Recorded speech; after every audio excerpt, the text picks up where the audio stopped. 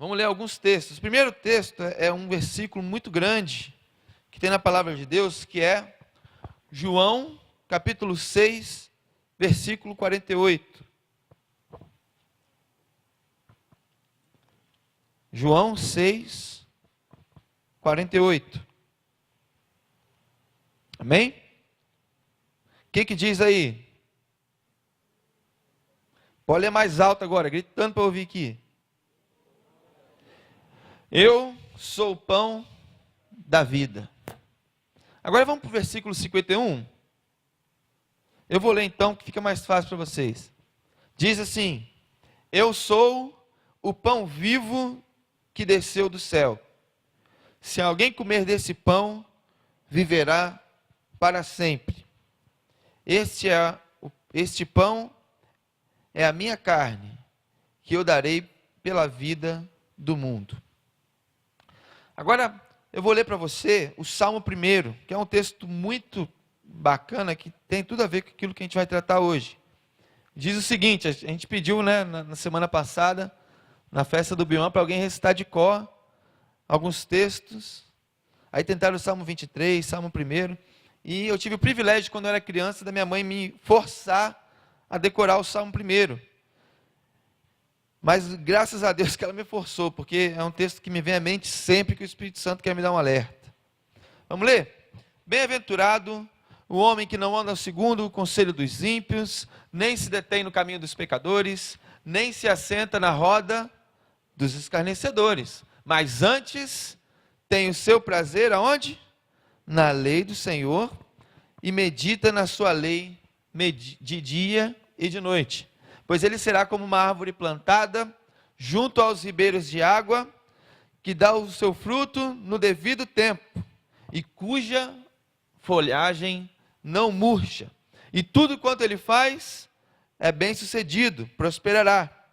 Mas não são assim os ímpios. Os ímpios, eles são como a moinha que o vento...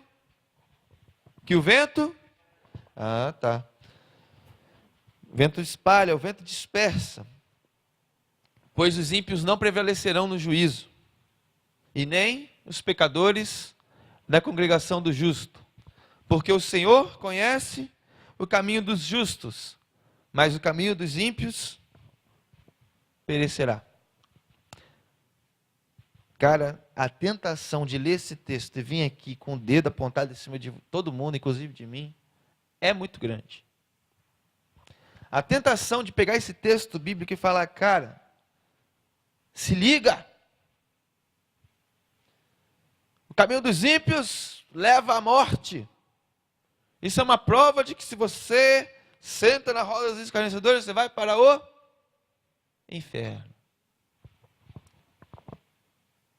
Só que eu já tenho aprendido há um tempo já, que se a gente está com Jesus com medo de ir para o inferno, tem algo muito errado na nossa configuração. E eu nem acredito que a vontade do salmista era falar para os ímpios nesse texto e falar assim, os ímpios vão para o inferno. Não acredito que o tema desse texto é, os ímpios vão para o inferno. Porque o texto não está falando dos ímpios. O texto está falando dos justos. Ele diz, bem-aventurado o homem que não anda segundo o conselho dos ímpios. E termina dizendo, porque o Senhor conhece o caminho dos justos. A ênfase do texto está toda no justo. Mas o versículo que mais marca a minha vida é o que tem a ver com a nossa palavra de hoje. Ela diz, bem-aventurado o homem que tem o seu prazer na lei do Senhor e medita nela dia e noite. Semana passada, semana retrasada, eu vim aqui para falar que Jesus é algo muito melhor que a lei. Mas no meio de toda aquela pregação, eu disse para vocês que a lei tinha serventia. Alguém lembra qual é a serventia da lei? Para que serve uma lei, gente? Hã? Tá com medo, gente? Eu não vou dar cascudo, não. Hã? Para ter ordem. Que mais? Segurança. Quem criou o Estado? O Estado é esse lugar que a gente está aqui, que governa a gente, que é uma força maior do que a gente, porque imprime um certo medo. Ou seja, polícia é o órgão responsável para garantir o cumprimento da lei. Se não tivesse polícia nem fiscalização eletrônica, você respeitaria os sinais de trânsito 100%? Com polícia e sinal e coisa eletrônica, não respeita, né? No 31 de dezembro eu bati com o carro. O que eu tinha acabado de fazer? Que a minha esposa falou, você não deveria ter feito isso. Furei um sinal vermelho. Não bati porque eu furei o sinal vermelho. Apesar de ter furado. Confissão que, eu sempre confesso um pecado, né, irmão? Vai acostumando, vocês vão saber a minha vida toda já. Mas furei um sinal vermelho, mas não bati porque eu furei o sinal vermelho. Bati porque Deus queria mostrar o quanto eu era arrogante. Eu falei para você que eu sou arrogante. Mas Deus queria mostrar para poder me ajudar, me quebrantar e falar assim, você é arrogante. Porque a lei, ela é essa ferramenta de controle, ela mostra para a gente aonde está o erro. O objetivo principal das leis é garantir que você tenha ciência daquilo que você está fazendo. Por exemplo, um artigo da lei de Moisés: não matarás. Porque matar tem consequência. Não sei se você já percebeu. Outro artigo da lei de Moisés: não furtarás. Um artigo da nossa lei aqui, do Código Penal, os advogados de plantão: não darás calote. Em outras palavras, está escrito lá, mas tem lá na nossa lei: não darás calote nos outros. Pagarás suas dívidas. Isso é direito civil, né? Mas também. Não roube aquilo que não te pertence. Artigo 157. Se não empregue uso de arma nem violência quando for. Não tome algo de ninguém. Então a lei serve para mostrar para a gente qual é o caminho. A lei, ela é uma sombra da perfeição. As leis são uma sombra da perfeição. Elas são uma amostragem grátis daquilo que é perfeito. Porque no fundo, quando você vai olhar as leis de Deus, você está olhando uma amostra de como será a sua vida no céu. Porque é impossível você chegar diante de Deus no céu, diante da presença plena de Jesus e desrespeitar os seus pais. É impossível você chegar no céu, diante da presença plena de Jesus, o lugar onde a gente vai se relacionar perfeitamente e querer tomar o que é do outro. E cobiçar a mulher do próximo. Aliás, eu nem sei se vai ter como cobiçar a mulher do próximo no céu. Porque a Bíblia diz que lá no céu não se casa, nem se dá, hein? Engraçado que numa turma de teologia uma vez, o garoto perguntou para o professor de teologia: professor, lá no céu, eu vou poder me relacionar sexualmente com a minha esposa? Aí o professor respondeu para ele, né? Olha, lá no céu, a palavra de Deus, você não sabe que a palavra de Deus diz que lá no céu não se casa, nem se dá em casamento? Aí o outro mais espertinho atrás: então quer dizer que o sexo é livre? Mas na verdade não. Não sei. Não sei como é que é, não. Muito provavelmente não é isso, porque a lei é uma sombra. A lei é uma sombra daquilo que há de perfeito de Deus no céu. E se a lei, ela aqui já pregou sobre contra o sexo fora do casamento, e como na Bíblia diz que logo não tem casamento, então acho que essa pergunta foi mesmo só para zoar com o professor. Mas o que falar de prazer? Tem uma palavra que marca o prazer, uma palavra filosófica, estou falando bonito agora, chamada hedonismo. Já ouviu falar no hedonismo? Nunca ouviu falar? Quem nunca ouviu falar de hedonismo aqui, gente? Realmente. Aula de filosofia, então, depois aqui, extra lá fora. O hedonismo é uma teoria que trata dos nossos prazeres. Aliás, gente, coisa boa é sentir prazer, não é verdade? Quem já está pensando assim, naquela comidinha gostosa que vai comer quando sair daqui? Rapaz, é tão bom quando você come, quando você está sentindo fome. Só que falar de prazer, falar de algo, mexer com alguma coisa ruim dentro de você. Quer apostar? Quem aqui já fez pelo menos uma dieta? Gente, pode confessar, não fica com medo não. Uma dieta pelo menos. Ok? E quem aqui de quem já fez dieta, já furou pelo menos uma dieta que fez? 100%. Alguém? Então, abaixa agora. Quem nunca falhou com a dieta que decidiu fazer? Não tem, velho. Não tem. Sabe por quê? Porque é muito difícil você começar uma dieta e seus amigos te chamarem para ir no Outback. É muito difícil você falar que não vai mais comer carboidrato e tem batata frita com queijo na sua casa. É impossível você falar não tomo mais refrigerante e te chamam para o aniversário no mesmo dia. Aí você fala, mas não tem uma água. Você desencargo de consciência. No fundo, você já foi vencido pelo refrigerante. Mas você fala, você não tem nenhuma água. Aí você olha, então não tem água. Estou bebendo refrigerante porque o corpo humano precisa de líquido, logo, né? Vamos tomar refrigerante. Mas por que essas coisas, gente? Por que ninguém faz dieta de alface? Eu não vou comer mais alface. Porque alface não dá prazer, gente. A verdade é essa. Não, fazer uma dieta de jiló. Não como mais jiló, estou me abstendo de jiló a partir de agora.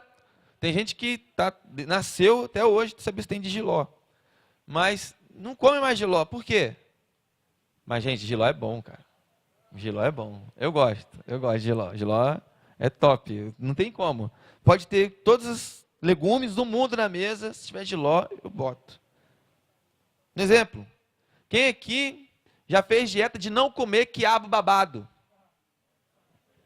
Gente, quiabo é bom, mas tem uns que vem assim, é mais baba do que quiabo. Você olha aquele negócio assim, você levanta, parece uma teia de aranha que está envolvendo aquele quiabo assim, mas na verdade é aquela baba saborosa. Então, no fundo, os prazeres denunciam as nossas fraquezas.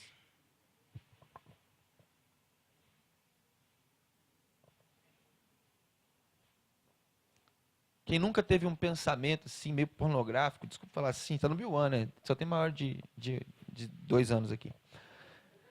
Um pensamento pornográfico. E no fundo, se rendeu a ele. E até às vezes viu um pedacinho da voz do Espírito Santo assim, mas você falou assim, não é o Espírito Santo não. Ele nem está aqui, não está vendo, já começa a tremer já. E dá vazão. Falar de prazer é ao mesmo tempo falar de dor. Mas vou chegar na dor já. Então vamos lá para o hedonismo. O que é o hedonismo? É uma teoria filosófica que foi criada não, como é que fala assim? Identificada, escrita por Aristides de não sei o que, Cirene. E o Aristides Cirene, ele falou que hedonismo é quando você sabe valorizar muito bem o prazer individual e imediato. O que você pensa quando eu digo assim, qual é o seu maior prazer individual que você pode cumprir imediatamente?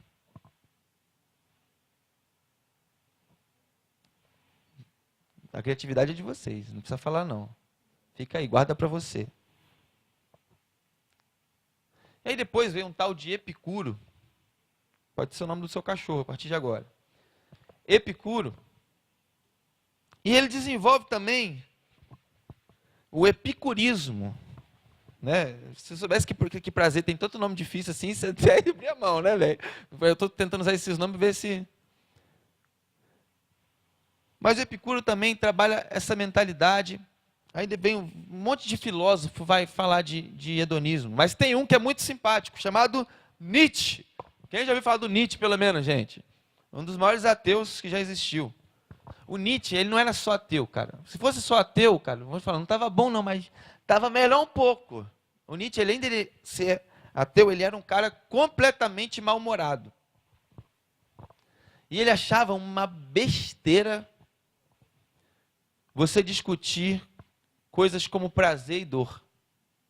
Ele falava que isso era coisa de retardado. Rapaz, não se preocupe com o negócio de prazer e dor. Ele criticou todo mundo que discutia esses assuntos, falou que isso era coisa de retardado. Chamou os maiores filósofos que gastaram seu tempo pensando sobre essas coisas momentâneas de pessoas que discutem coisas inúteis.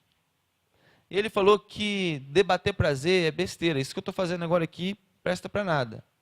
Porque o importante na vida, para fazer a gente crescer, e que foi sempre o que fez o ser humano evoluir, é o sofrimento.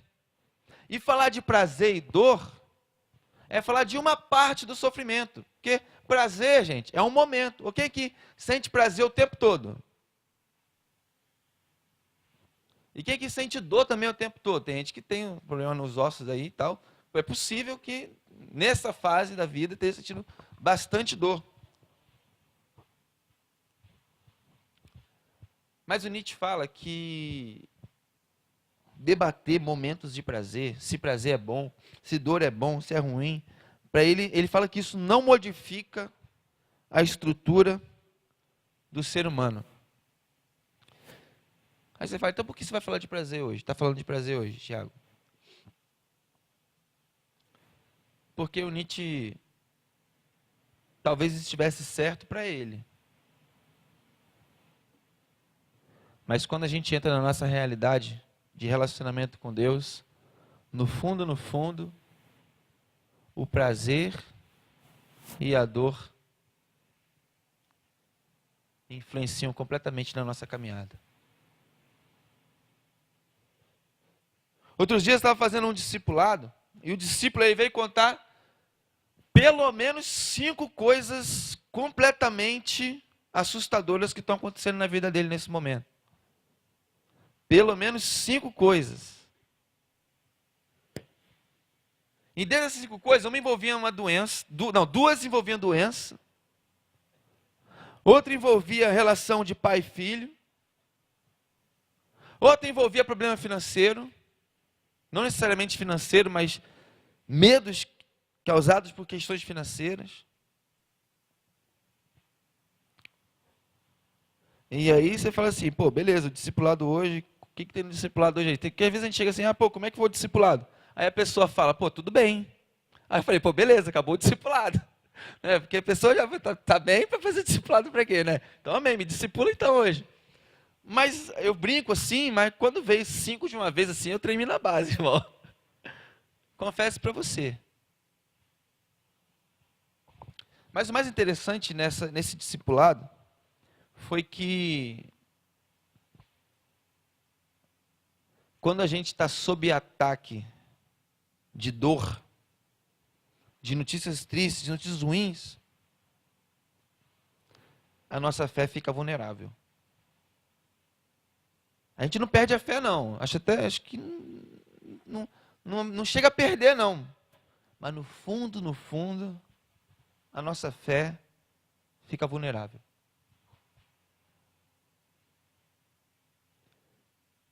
E quem me dera, a nossa fé só ficasse vulnerável quando a gente está sentindo dor. Porque a nossa fé, ela fica ainda mais vulnerável quando tudo começa a dar certo. Irmão, eu não corro atrás de que dá errado, não. Mas vou ser bem sincero contigo. Quando está dando certo demais, eu preciso de alguém para me dar um tapa na cabeça. Porque a fé é o que aproxima a gente de Deus, cara. E quando a gente começa a sentir prazer demais em tudo que acontece, é provável de que a gente está se afastando de Deus e a nossa fé realmente aí está ficando abalada. O C.S. Lewis fala, é uma frase muito conhecida dele, muitos pastores citam o tempo todo, que o sofrimento é o megafone de Deus.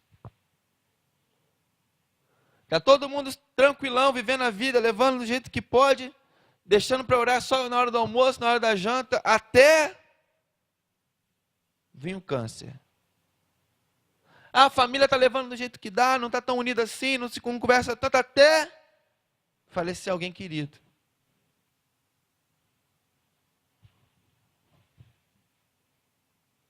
Então, no fundo, a discussão sobre dor e prazer interferem diretamente no nosso relacionamento com Deus.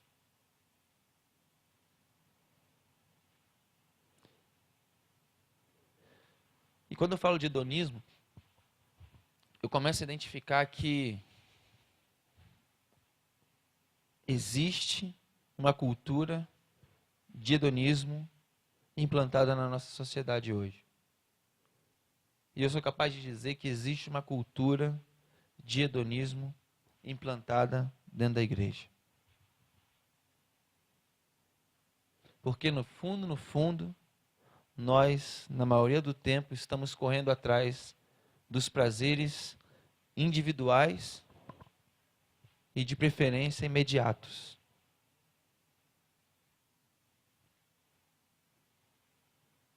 No fundo, as nossas escolhas se baseiam, na maioria das vezes, em: vai me dar prazer?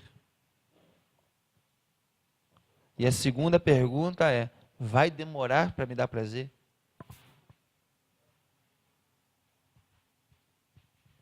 Porque quando você está morrendo de fome, você chega no McDonald's, igual eu fiz hoje, pede um Big Mac e daqui a 5 minutos está ali em bandeja com 3 hambúrgueres, alface, queijo, molho especial ainda por cima, cebola, picles e um pão. Do lado tem uma Coca-Cola bem gelada e uma batata que por mais R$1,50 você aumenta para a média. E aí você pede aquele bolo de ketchup e vai para a mesa. Viver o seu prazer individual e imediato.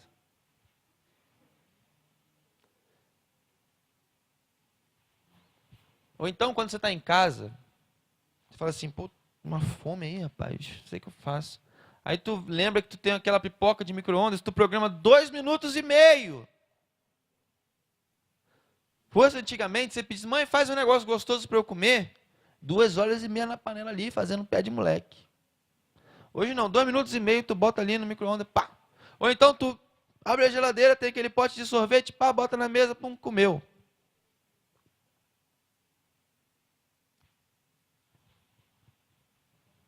E no fundo, sem perceber, a nossa cultura nos possibilitou viver uma vida hedonista.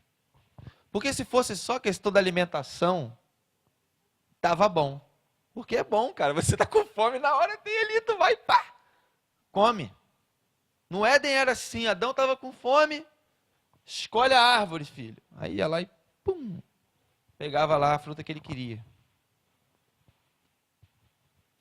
Mas o problema é que a gente quer tratar tudo na nossa vida hoje na perspectiva hedonista. A gente quer, em geral, a gente quer agora. Só que nem tudo funciona de acordo com a sua vontade individual. E te digo mais: tudo que é bom não vem na hora. Ou você nunca viu que depois de 15 minutos, aquela batata do McDonald's que era tão gostosa, começa a ficar desprezível. Aquele hambúrguer que estava uma delícia, depois de 15 minutos, já não está igual se fosse aquele bife que você frita em casa e deixa ele lá na geladeira, depois você esquenta ele de novo e está bom para botar no pão de novo. O fast food tem um preço. O prazer aqui agora ele tem a capacidade de ir embora tão rápido quanto ele chegou.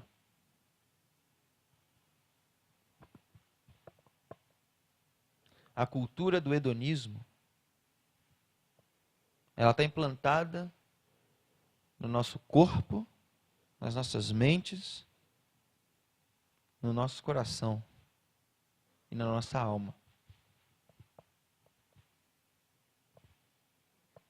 Nós podemos baixar um aplicativo divertido, dependendo do plano que você tem de telefone, claro, em 30 segundos. Você acessa um vídeo de entretenimento em 10 segundos, no máximo. Só, a não ser que seja da TIM, né? Aí é outra história. Mas, na Claro também, né? Na Claro é o maior 4G mais rápido do mundo. É o que diz aí.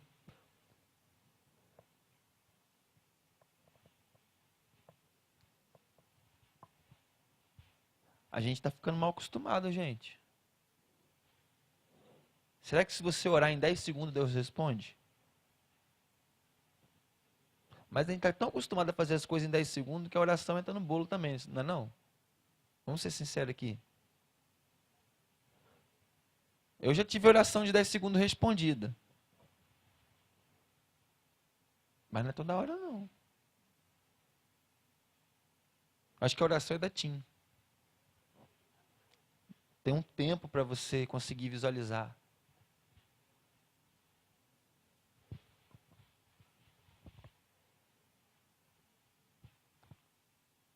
Aí você fala, Tiago, mas o tema é Jesus, é algo muito maior que os prazeres. Então eu tenho duas coisas para ir para o final. A primeira coisa é o seguinte.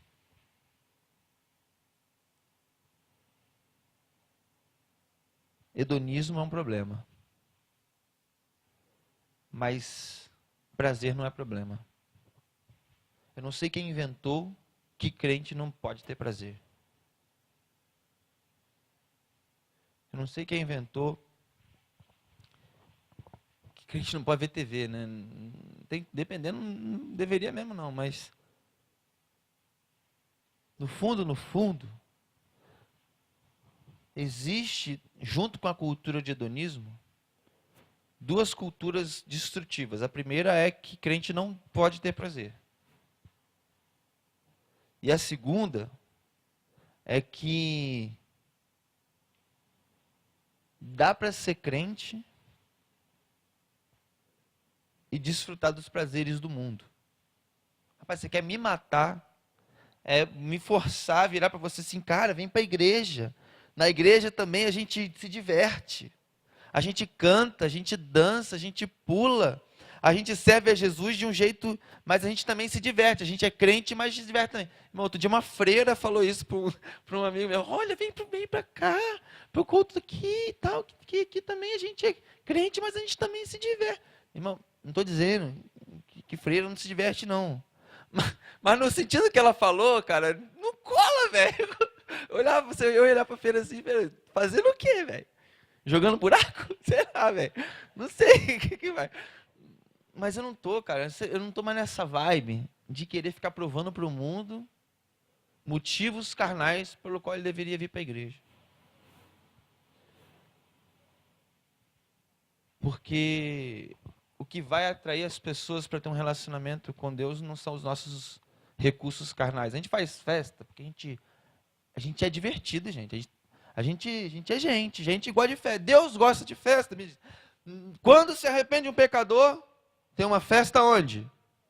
Eu não vou dizer que é uma rave, né? Eu podia forçar aqui, tem uma rave no céu, tu vai estar lá, DJ PV. Não sei. Tem uma festa, não sei como é a festa de Deus, eu tenho certeza que é muito melhor que as nossas. Meu irmão, se Deus não for capaz de fazer uma festa melhor que a sua, Deus que criou a gente, velho. Como é que ele não vai ser capaz? Qualquer imbecil que não seja, que esteja no céu é capaz de fazer uma festa melhor que a gente. Então, imagine Deus fazendo uma festa. Por isso que me irrita. Falar para as pessoas, a gente também canta, a gente também dança, a gente também pula, a gente também faz isso, faz aquilo. Daqui a pouco eu vou ter que falar, a gente também dança na boquinha da garrafa. Não faz, não, eu não vou entrar nessa parada, não vou entrar nessa parada. Não adianta.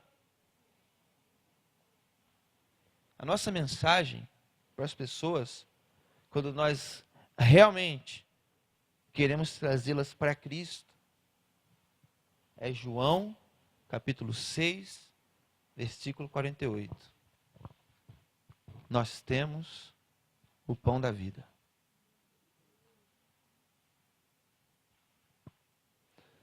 O pão da vida.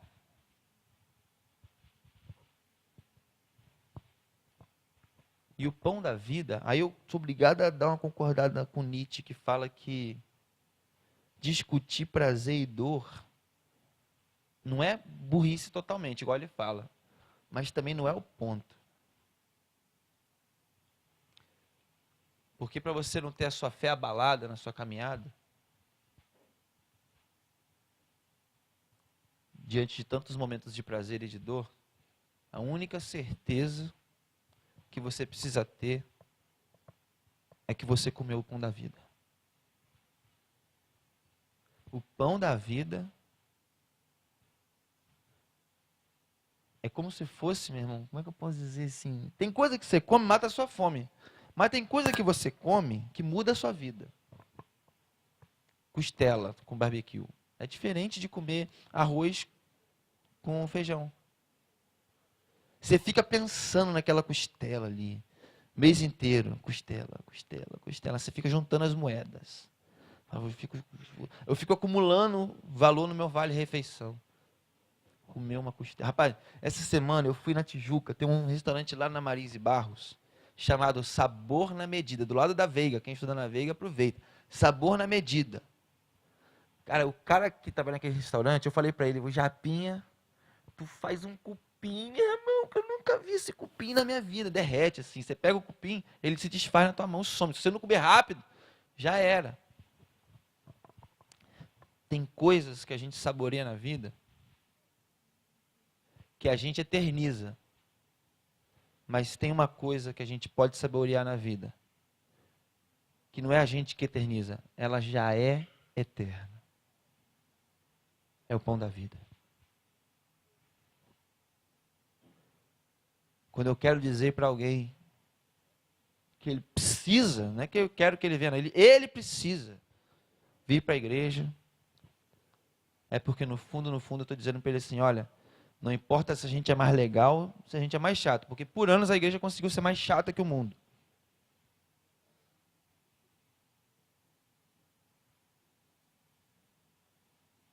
E nunca deixou de ganhar vidas porque era por causa disso.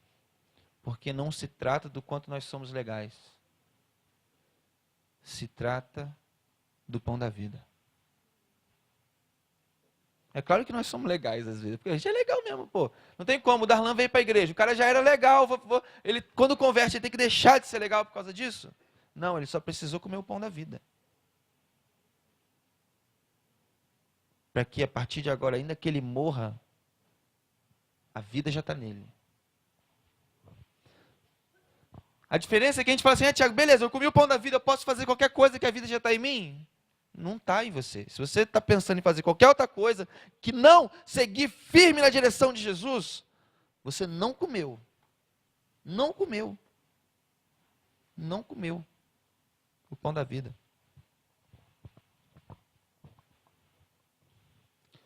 O pão da vida não serve para os hedonistas, porque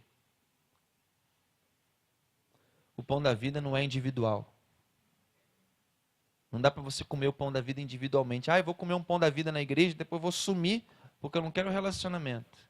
Irmão, o que mais Jesus fez na Bíblia foi dividir pão. Foi partir pão. Vamos partir pão, partir pão, partir pão, partir pão. E se você não está em célula ainda, partindo pão, eu quero fazer um desafio para você. Desespere e me procure no final do culto que eu vou te arrumar uma célula. Vou pegar seu telefone, só vou sossegar na minha existência quando você tiver a experiência de estar numa célula e partir o pão com seus amigos, com aqueles que seguem a Jesus.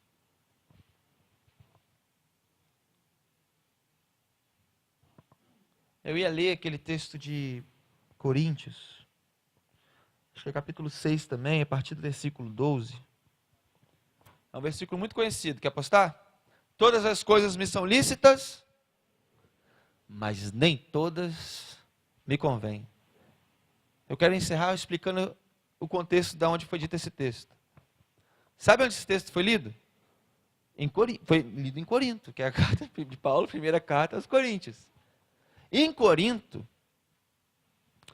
eles viviam debaixo da cultura greco-romana, ou seja, a cultura grega mais a cultura romana. E a gente pensa, nossa, como o mundo está depravado hoje, agora vão liberar a PL 122, que rasga tudo aí, sobre todos os movimentos, e de LGBT, de tudo isso aí. Aí o crente desespera. Ai, meu Deus, eu estou desesperado. Deixa eu te contar como era em Corinto, ok? Quero que você se imagine agora como um cristão de Corinto, e eu vou dizer como é a sociedade no seu tempo. Pode ser? Eu anotei, porque aí eu quero ser fiel assim, para você ficar bem deprimido mesmo. Estou brincando, não é deprimido não. Só para você ter bastante conhecimento. Vamos lá, Corinto. Vixe. Na cultura greco-romana, a relação de excelente profundidade, quando eu falo relação é sexual mesmo, tá gente? Era a relação entre um homem e outro homem. Cultura greco-romana. Porque eles acreditavam que quando eles trocavam fluidos, eles trocavam sabedoria. Isso era um conceito religioso. E como os homens eram as partes estudiosas, nada melhor do que trocar fluidos para aumentar o conhecimento. Cultura greco-romana. O imperador Cláudio, ele morava com a sua, ele coabitava sexualmente com a sua irmã Metalina.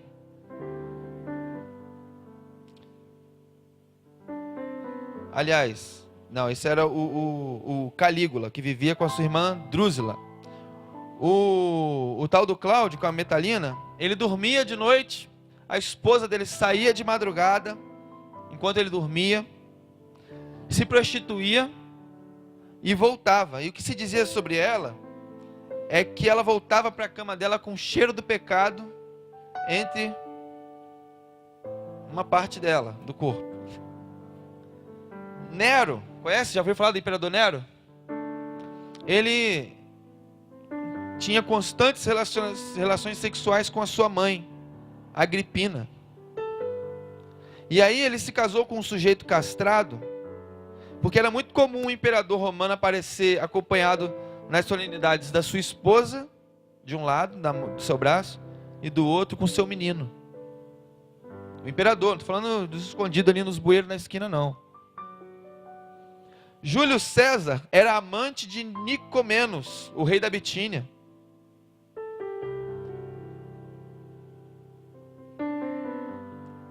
Os cultos realizados em Corinto, não da igreja de Coríntios, mas em Corinto tinha um templo. Como é que é o nome daquela deusa da Afrodite? Um templo de Afrodite, onde a adoração consistia em se deitar com prostitutas cultuais. Você fala assim, vou para a igreja hoje. Aí tu ia lá para o templo de Afrodite adorar ao Senhor daquele tempo, né? E fazia isso se prostituindo com as sacerdotisas. Aí Paulo escreve, todas as coisas me são lícitas, mas nem todas me convêm. Quem vê isso, pensa que isso é uma frase de Paulo, né? Pô, todas as coisas me são lícitas. Paulo é um cara que inventou uma frase top, vou botar no meu Instagram.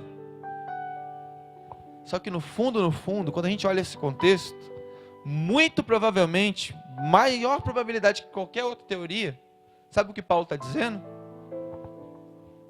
Igreja de Corinto, que está acostumada com uma sexualidade louca,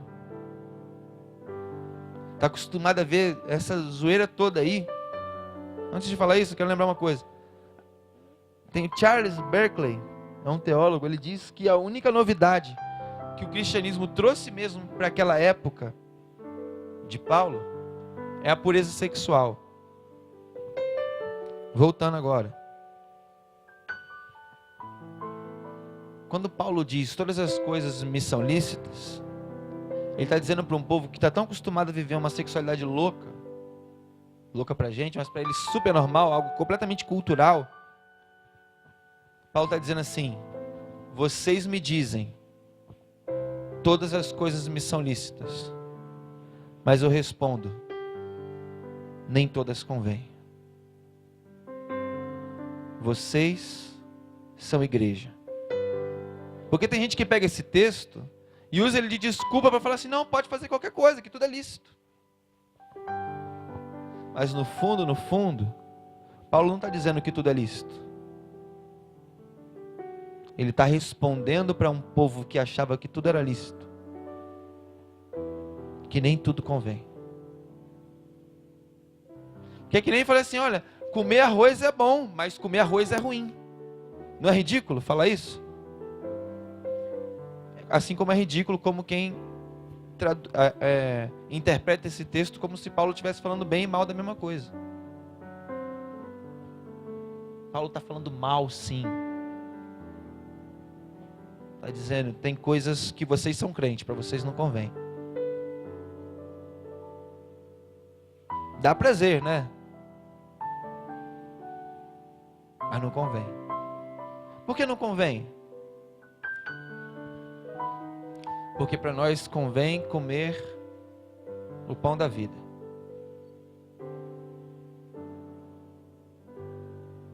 Porque quem comeu o pão da vida, ainda que morto viverá. Feche seus olhos onde você está agora.